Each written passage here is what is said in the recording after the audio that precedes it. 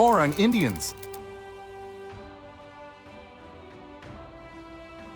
In the early 1920s, the NFL briefly hosted one of the strangest teams in league history. The Oorang Indians were created not to win games, but to advertise a famous kennel in Ohio. The owner bred champion Airedale dogs, and he built an entire football franchise around promoting the breed. Players performed dog training shows at halftime, and the team became a traveling spectacle. Their true mascot wasn't a fierce predator or a mythical creature. It was the loyal Airedale, a working dog that defined the team far more than the wins and losses. Detroit Tigers. 1930s NFL team. Long before the modern Detroit Lions, the city briefly fielded another animal-named NFL franchise. The Detroit Tigers football team borrowed the name of the city's well-known baseball club. The Tiger represented speed, power, and a fierce competitive edge.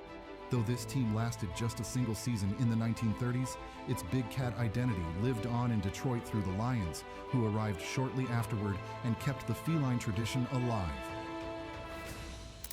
Brooklyn Lions. Another big cat of the early NFL. In the 1920s, Brooklyn briefly had its own NFL team named the Lions.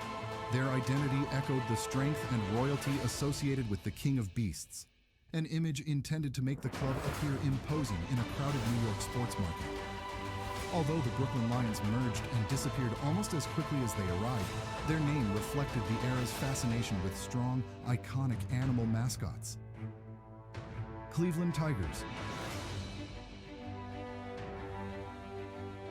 Borrowing the fierce nature of the Tiger, Cleveland's early pro football teams experimented with several identities before becoming the Browns.